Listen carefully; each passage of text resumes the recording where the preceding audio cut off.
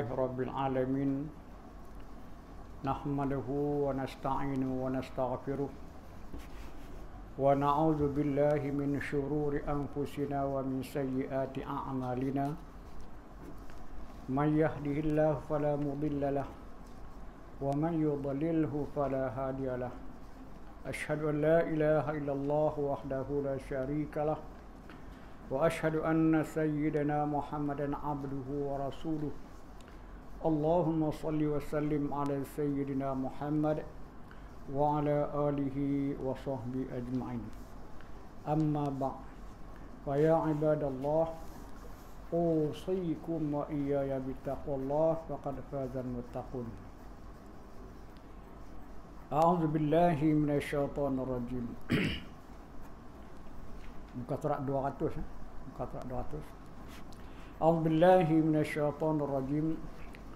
وَضَرِبْ لَهُمْ مَثَلًا رَجُلَيْنِ جَعَلْنَا لِأَحَدِهِمَا جَنَّتَيْنِ مِنْ أَعْنَابٍ وَحَفَفْنَاهُمَا بِنَخْلٍ وَجَعَلْنَا بَيْنَهُمَا زَرْعًا كِلْتَا الْجَنَّتَيْنِ آتَتْ أُكُلَهَا ولم تظلم منه شيئا وفجرنا خلالهما نهرا وكان له ثمر فقال لصاحبه وهو يحاوره أنا أكثر منك مالا وأعز نفرا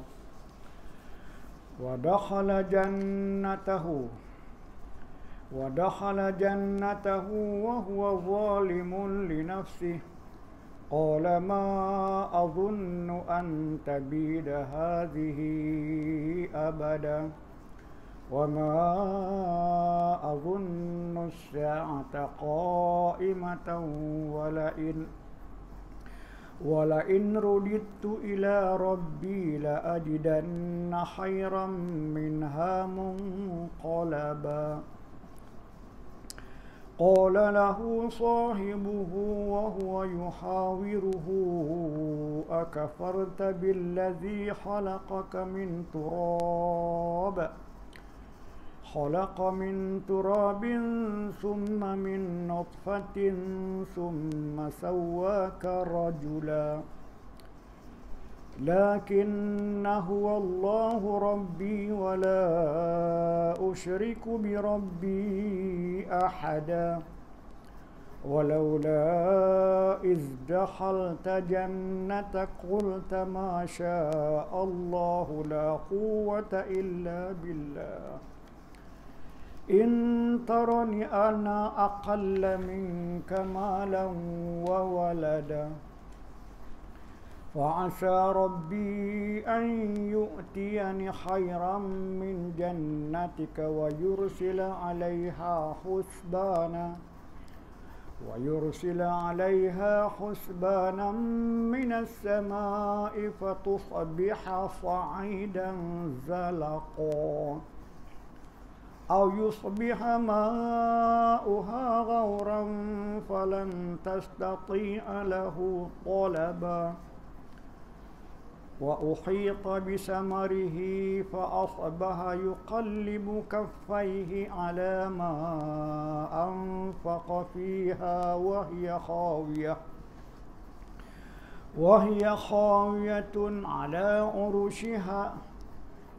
خاوية على عروشها ويقول يا ليتني لم أشرك بربي أحدا ولم تكن له فئة ينصرونه من دون الله وما كان منتصرا هنالك الولاية لله الحق وخير ثوابا وخير عقبا صدق الله العظيم.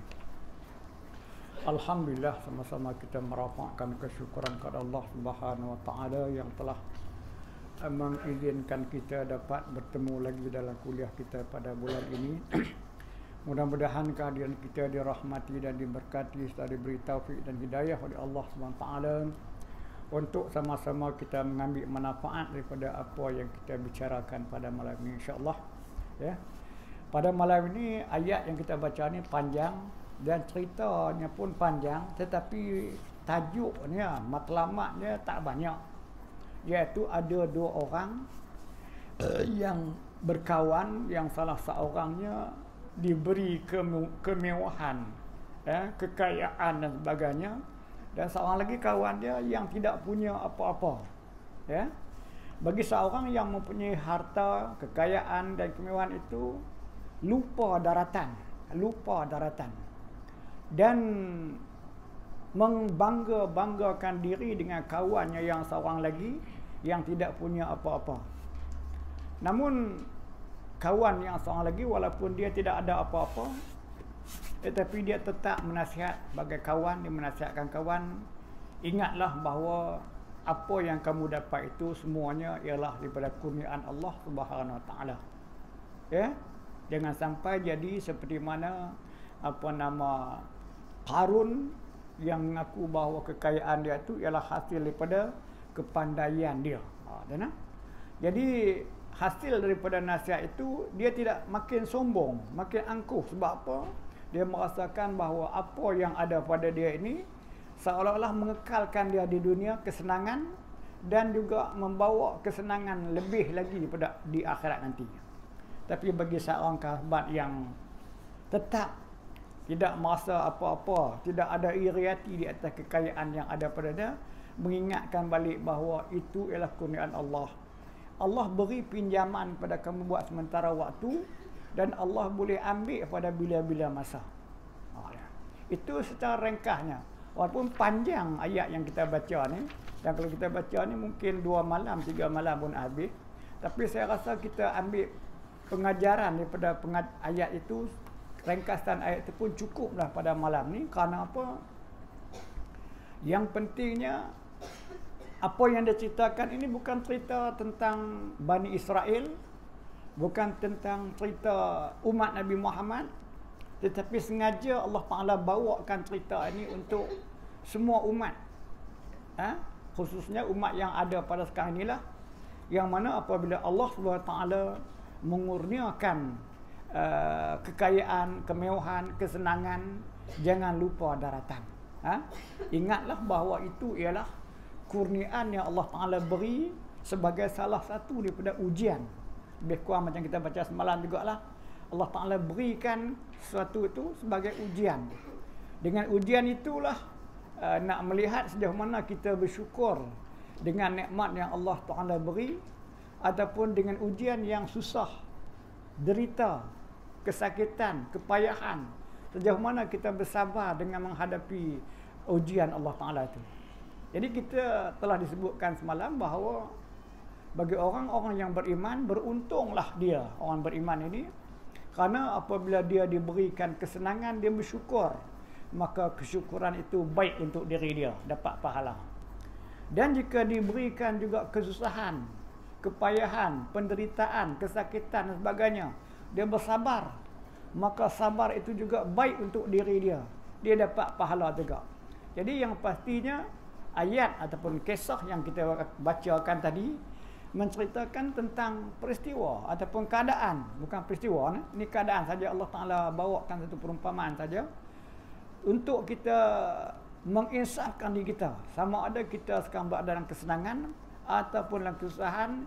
Yang pastinya ingatlah kepada Allah Subhanahu Taala bahawa kesenangan itu pemberian ataupun pinjaman daripada Allah Subhanahu Taala, dan kesusahan itu juga ujian daripada Allah Ta'ala yang nak kadang-kadang nak menghapuskan dosa kita ataupun nak meningkatkan darjat kita. Jadi bagi orang beriman, perkara-perkara yang semacam itu dia tak jadi masalah. Semuanya inna lillahi wa inna ilaihi raji'un. Sungguhnya kita ni milik Allah, maka akhirnya kita akan kembali kepada Allah Ta'ala. Kalau gitu, oleh kerana kita ni milik Allah, maka sebagai kita ni dimiliki, maka terpulanglah kepada Tuhan punya milik nak buat apa-apa sesuatu. Jadi inilah yang kita nak bacakan pada malam ini, sama ada nak baca perhabis ataupun nak ringkaskan secara umumnya. Kenapa? Ayat yang kita baca tadi panjang, daripada ayat yang ke berapa? 32 sampai ke 44 panjang. Tapi matlamat dia menceritakan supaya kita perumpamanya orang yang senang dengan yang susah, janganlah yang senang tu berbangga, dan janganlah pula yang susah tu rasa kecewa dan sebagainya. Tetapi sepatutnya kedua-duanya insaf. Yang kaya insaf bahawa Allah Ta'ala bagi pinjam, boleh diambil pada bila masa. Dan Allah yang susah pun insaf bahawa kesusahan ini sebagai satu ujian. Kalau aku sabar, Allah akan gantikan dengan yang lebih baik, insyaAllah. Baik, kita tengok sikit. Saya dah baca begitu panjang, saya nampak begitulah kalau kita nak bacakan syarahan. Memanglah Hamka ni pandai syarah. Hamka ni pandai syarah orang Indo ni. Bismillahirrahmanirrahim. Perumpamaan orang yang lupa diri. Ini di mana perbandingan saja, no? Bukan Bani Israel, bukan umat Nabi Muhammad, bukan nama-nama siapa-siapa tertentu. Hanya Allah Ta'ala bawa perbandingan saja. Setelah Tuhan Allah mewahyukan perbandingan di antara manusia-manusia yang angkuh dan sombong, dan engkau menerima kebenaran yang datang dari Allah, dengan manusia yang telah menjadikan Allah dari ingatan setiap masa, dan bagaimana akhirnya akibat kedua golongan manusia itu kelak kemudian hari. Ia maknanya ayat yang telah kita bacakan dulu menceritakan tentang Nabi, pembesar-pembesar Quraisy berhadapan dengan Nabi. Ketika dia nak bertemu dengan Nabi, bagi syarat, kalau aku nak bertemu dengan kamu Muhammad, ni puak-puak yang lekeh-lekeh ni jangan ada dalam majlis ni. Tu nah, cerita yang dulu. Pasal apa? Sombong mereka tu. Jadi Allah nasihatkan, Allah peringatkan Nabi, jangan kamu berpaling daripada orang yang mau beriman ni. Yang walaupun mereka ni orang yang lekeh, orang yang fakir, orang yang du'afa, tapi mereka menerima ketakwaan, menerima keimanan. Jangan duk paling muka pada mereka, dan jangan duk bagi penghormatan kepada orang yang orang tu belum tentu lagi mau kepada keimanan. Itu cerita kemarin. Maka pada ayat 32 ini Allah menyuruh Rasul mengambil perbandingan dari satu perumpamaan. Maknanya cerita saja, kita bukan ada siapa-siapa, cuma nak ambil perumpamaan, perbandingan ya. Perumpamaan ini adalah dari hal dua orang berteman, bukan siapa-siapa ada. Yang seorang di antaranya kaya, kedua dia mempunyai dua bidang kebun yang subur. Dan buatlah untuk mereka satu perumpamaan, pangkat ayat 32. Karena dengan perumpamaan ini kadang-kadang orang dapat lebih memahamkan dengan mempergunakan khayalnya untuk menangkap isinya.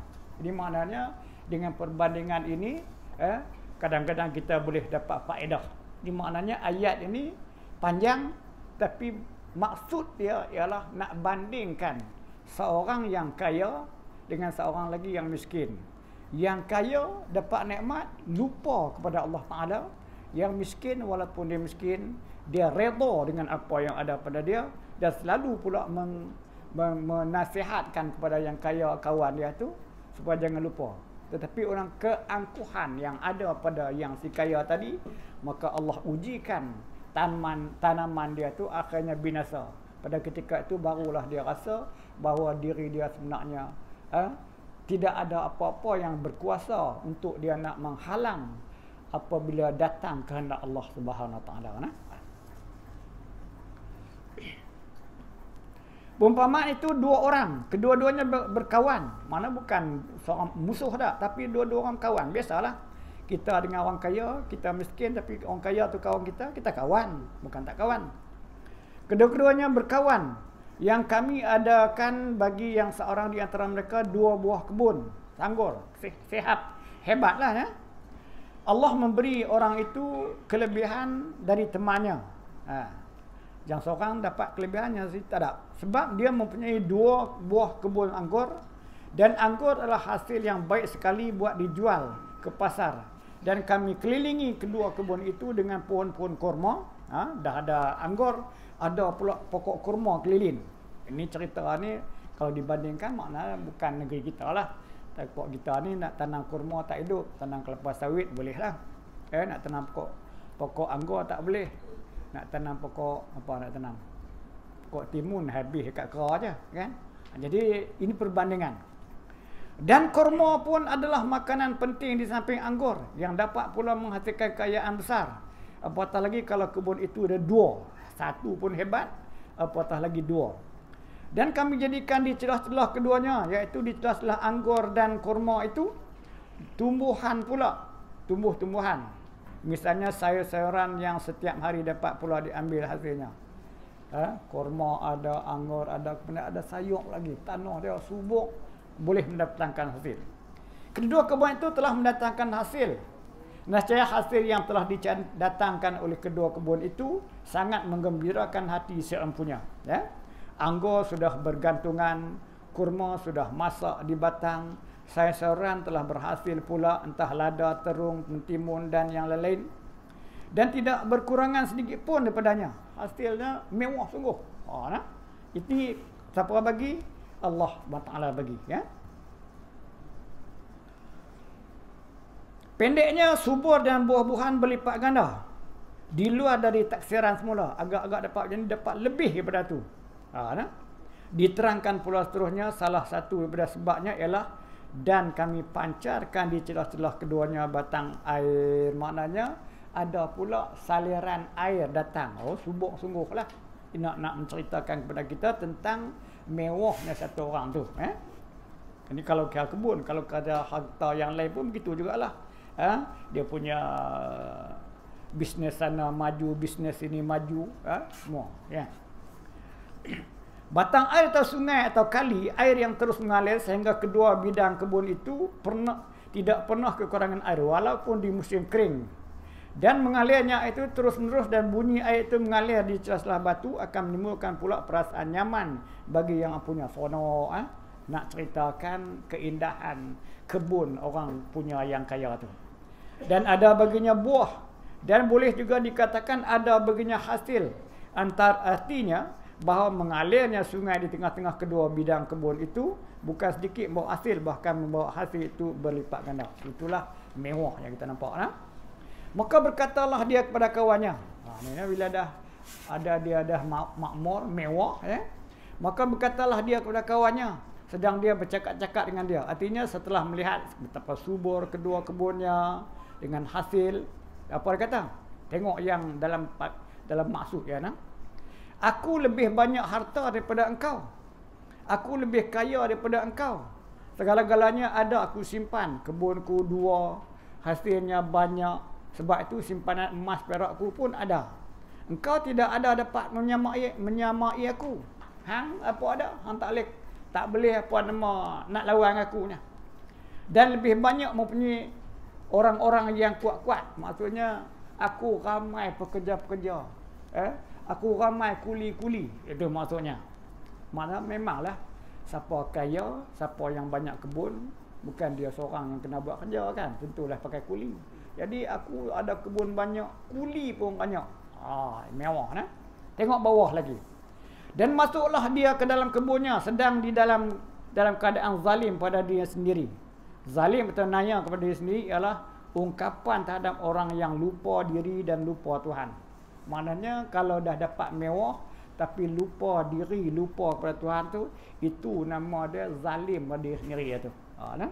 Itu sebabnya saya sebutkan tentang bagaimana Qarun yang Allah SWT beri kepada kemewahan dia. Dia pun bukan orang lain. Dengan Nabi Musa tu ada adik-beradik juga. Tapi apabila dia kaya, dia bangga. Dalam Quran disebutkan innama utituhu ala ilmin indi. Hanya saja aku memperolehinya ini semuanya adalah dengan ilmu kepandaian yang ada pada aku. Mana dia mengaku kekayaan tu semua hasil daripada titik peluh dia, pandai dia. Surah Al-Qasas ayat 78. Ia maknanya dia dah lupa. Nak cerita tentang ayat ni pun begitu ya. Kesenangan dia yang dapat tu dia lupa. Dia seolah-olah dia dapat dengan kepandaian dia. Berbeza dengan Nabi Sulaiman yang Allah Ta'ala beri juga kemewahan, kekayaan. Tetapi apa dia kata? Haza min fadli Rabbi. Ini ialah daripada kurniaan Tuhanku. Kita pun kena macam tu lah. Kau dapat senang ke apa ke, ingatlah bahawa ini daripada sebahagian daripada kurniaan Tuhanku. Surah An-Naml ayat 40. Ia maknanya apa hal sekalipun, ingatlah bahawa itu ialah kurniaan yang Tuhan beri kepada kita. Jangan jadi macam Qarun, kerana Qarun dapat harta kekayaan, dia anggap daripada kepandaian dia. Baliknya jadikanlah macam Nabi Sulaiman, menganggap bahawa ini ialah kurniaan Tuhanku.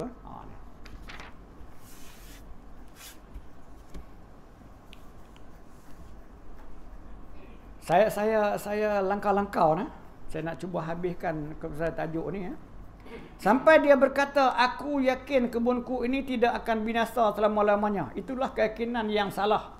Dia lupa bahawa kekuasaan itu atas kebun itu bukan dalam tangannya. Mengapa dia mengatakan tidak akan binasa selama-lamanya? Itu kata orang kaya dia. Dengan ada kekayaan yang ada pada aku ini, aku yakin aku akan hidup, tak akan susah selama-lamanya. Itu yang di dalam kata ayahsabu anna ma lahu ahladah. Surah apa? Wailul likulli mazah allazi jama'a malan wa addadah. Orang yang menghimpunkan harta kemudian duk bilang-bilang. Yahsabu anna ma lahu ahladah, dan dia menyangka bahawa hartanya itu akan mengekalkannya. Aku ada duit, aku tak susah. Aku ada duit, aku tak matilah, tak akan sakit. Pendek kata, dengan ada duit tu mengekalkan dia. Jangan jadi macam tu nah. Jadi cerita ni macam tu. Maknanya jangan kita ingat sampai macam tu. Baru tengok bawah lagi. Dan dia berkata lagi, dan tidaklah saya menyangka bahawa kiamat akan berdiri. Sampai kepada peringkat kiamat tak akan ada. Pasal apa? Rasa hidup mewah tu berasa macam kan tak perlu kiamat lah. Dan kalau kiamat pun aku tak susah, harta aku ada. Kalau di dunia ni Tuhan bagi harta ke aku senang, maknanya Tuhan sayang ke aku, maka tentulah akhirat Tuhan bagi lebih senang lagi pasal Tuhan sayang ke aku. Itu sangkaan dia. Dan sekiranya aku kembali kepada Tuhanku, maknanya artinya kiranya aku mati saat sekarang ini, nescaya akan aku dapati yang lebih baik dari ini pula tempat aku kembali. Ayat 36. Itu ayat kalimah yang dicakap. Dengan harta yang ada, berasa kiamat pun tak ada. Kalau ada kiamat pun, kalau aku mati, Tuhan akan bagi senang lagi pada aku. Pasal apa? Di dunia Tuhan sayang kat aku. Hang tengok. Tuhan tak bagi apa pun. Tuhan tak sayang kan? Bawah sekali. Sikapnya yang demikian ternyata salah. Bawah sekali. Temannya yang tidak mempunyai kebun itu memberi peringatan kepadanya. Teman dia seorang dia nasihat juga. Berkatalah temannya itu kepadanya, sedang dia bercakap-cakap dengan dia, mengapa engkau berpendirian demikian? Pasal faham macam tu? Apakah engkau tidak percaya kepadanya, kepada Tuhan yang telah menjadikan engkau dari tanah, kemudian dari mani, kemudian disempurnakannya engkau jadi seorang lelaki? Tak ingat kan macam tu? Maknanya peringatan kawan kepada kawannya tu supaya ingat balik asal usul hang. Hang asalnya daripada tanah, kemudian jadikan bukan asal keluar jadi kaya dah. Tapi keluar tu jadi kecil, lemah besar baru bagi dapat senang. Senang siapa bagi? Tuhan bagi. Maknanya kalau hang ingat ke situ, barulah hang tak akan sombong. Tengok lagi ke bawah lagi. Selanjutnya temannya itu berkata, namun begitu dialah Tuhan Allah Tuhanku, dan tidak akan aku persekutukan dengan Tuhanku suatu jua pun. Kawan yang miskin kata, apa hal pun hang nak senang-senanglah. Aku susah aku tak kisah, tapi aku tidak akan mempersekutukan. Tapi hang benarnya dengan Allah Ta'ala sudah mempersekutukan. Allah hamaku Tuhan, tapi harta kekayaan pun hang anggap boleh mengekalkan. Mana itu juga hang sudah mempersekutukan dengan Allah Subhanahu Wa Ta'ala. Tengok paragraf bawah lagi. Dan lanjutannya lagi pula. Maka mengapa tak kala engkau masuk ke dalam kebunmu itu tidak engkau katakan atas kehendak Allah? Kalau hang kata hang ingat kepada Allah Taala, pasal apa tak kata kehendak Allah? Kan? Dapat senang ini kehendak Allah, dapat apa mewah kehendak Allah, dapat maju kehendak Allah, tak kata. Mengapa engkau zalim lupakan diri seketika engkau masuk kebun? Dia masuk kebun dia bangga saja nah. Jadi selalunya patutnya dia kata, mengapa engkau lupa bersyukur kepada Tuhan? Tu yang suruh kita nak. Jangan lupa kita bersyukur kepada Tuhan dan ingat serta sedar bahawa semuanya itu adalah dengan anugerah Allah. Tuhan bagi senang, mewah, sehat dan sebagainya, anugerah Allah. Terjadi atas kehendak Allah. Masya Allah. Dia tulis besar tu. Masya Allah, kehendak Allah. Atas kehendak Allah. Kalau tidak Allah menghendaki, tidaklah akan terjadi seperti demikian. Dan alangkah baiknya jika engkau teruskan lagi. Tidak ada suatu kekuatan pun kecuali dengan Allah.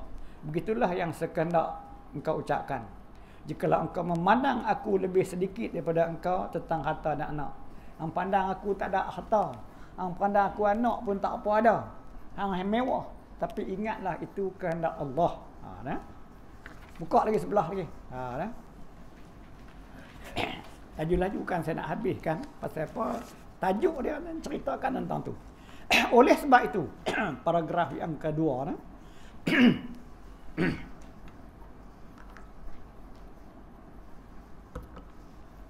Oleh sebab itu, maka setengah ulama salaf menganjurkan jika seorang merasa gembira kelebihan yang ada pada dirinya, baik tentang harta ataupun tentang anak, ucapkanlah Masya Allah, la quwwata illa billah.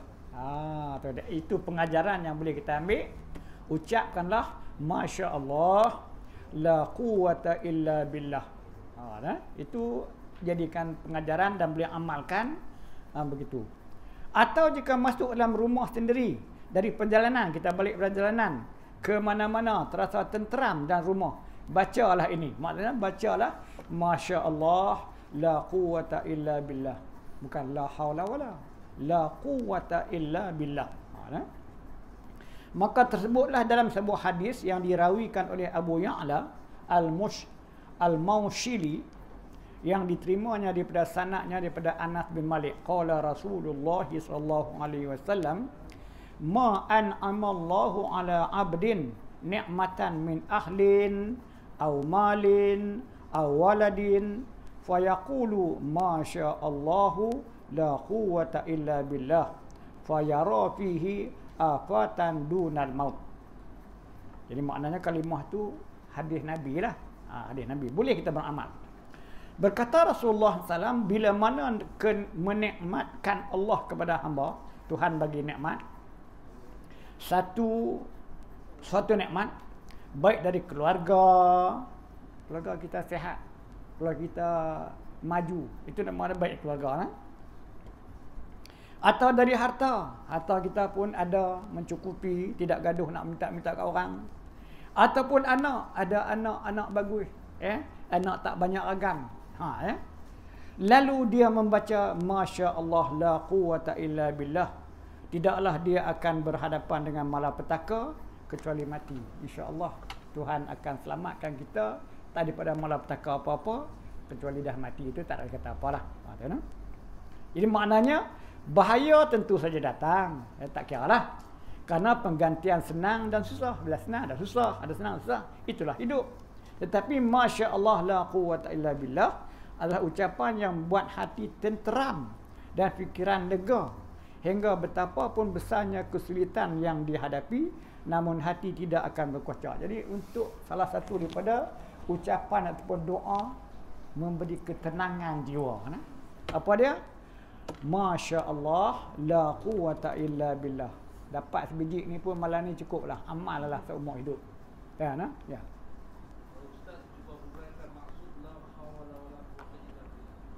Masya Allah, barang yang dikehendaki Allah, la quwwata illa billah. Tidak ada kekuatan bagi aku untuk nak dapat kesenangan ini ataupun nak menolak kepayahan ini melainkan Allah. Jadi maknanya barang yang dikehendaki Allah. Allah bagi kita mudah, Allah bagi anak, Allah bagi harta. Masya Allah, barang yang dikehendaki Allah, La quwwata illa billah. Tidak ada kekuatan melainkan Allah yang memberi ini.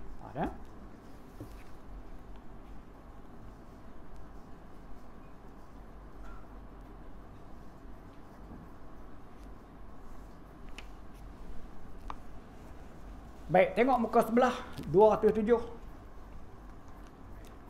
Selanjutnya Tuhan bersabda tentang sambungan perkataan kawannya yang miskin, tak berharta, tak beranak dan tak banyak orang gajinya itu. Apa dia?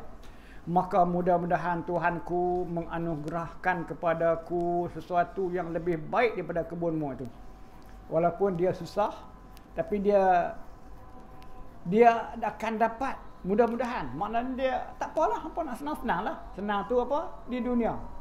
Tapi yang dia harap kesenangan tu di akhirat. Mudah-mudahan Tuhan bagi. Artinya jika engkau diberi Tuhan kebun semacam itu di dunia, dan aku sendiri belum diberi, namun aku tiadalah putus harap. Karena taatku kepada Allah dan Tuhan dan imanku kepadanya, aku percaya bahawa Allah akan melimpahkan kurnia-Nya kepadaku yang lebih baik, lebih indah daripada kebunmu itu di syurga kelak. Kita kena harap macam tu. Beriman, kemudian berharap. Mana berharap? Tak apalah, hampa nak kaya-kayalah, aku tak kisah, aku tak hati, tapi mudah-mudahan Allah Ta'ala beri kepada aku gantinya di akhirat. Sama juga lah kita berdoa. Kita berdoa.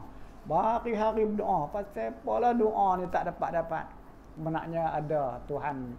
Sama ada Tuhan nak makbul itu sekarang ni di dunia, ataupun Tuhan makbul juga doa kita tapi dialihkan, ditukarkan permintaan ini kepada benda yang lain yang kita tak pernah minta tu, dia bagi yang lain. Kalau bagi hak tu mungkin hang jadi tak elok, dia bagi yang lain.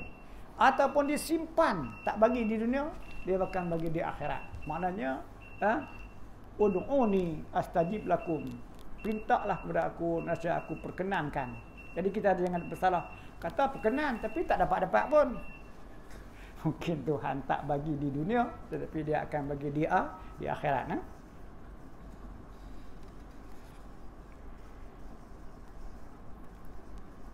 Mana ada lagi?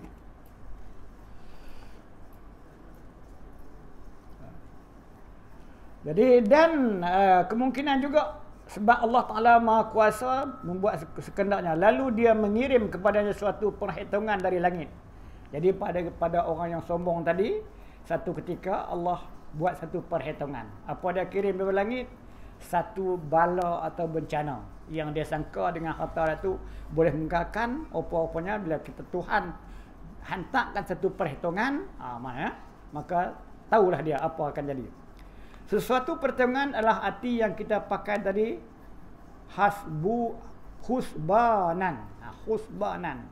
Maknanya artinya bahawa Allah punya perhitungan sendiri. Yang lebih banyak di antara manusia lupa dan lalai memperhitungkan perhitungan Tuhan itu. Maknanya perancangan Allah. Kita tak pernah memikirkan tentang perancangan Allah. Allah bagi ke aku ni apa perancangan Allah. Jadi sehingga terjadilah kebun-kebunnya itu gondol dan lincin tandus. Ayat 40. Mudah saja dalam perhitungan Allah akan menjadikan kebun itu gondol kerana mati rumput-rumputnya. Boleh tak? Ni kita berapa bulan dah kemarau nah. Kita rasa kalau buatlah kemarau macam negeri-negeri yang lain bertahun-tahun, apa nak kata? Kita baru 2-3 bulan aku nah. Dan insya-Allah kemarau ni akan sampai bulan puasa. Lah ni derajat Sa'ban Ramadan tak lama. Lazimnya Ramadan memang panas, ya. Jadi kalau panas tengok baru berapa bulan kita akan rasa macam mana. Tapi Tuhan begitu juga Tuhan kalau nak menghancurkan satu tu dia boleh buat. Dan kerana tanah longsor ataupun datang hama belalang berduyun-duyun berjuta-juta hingga habis licin segala bunga dan segala butik yang manusia tidak sanggup menangkisnya. Boleh tak? Boleh. Ya. Tuhan hantar hama makanan makan habis sayur-sayuran dan tumbuh-tumbuhan dia. Atau airnya surut kering. Yang tadi ada ayat Tuhan keringkan air. Boleh tak? Boleh. Kan? Tak susah pada Allah Ta'ala nak mengubahkan keadaan kita dalam masa yang tak lama.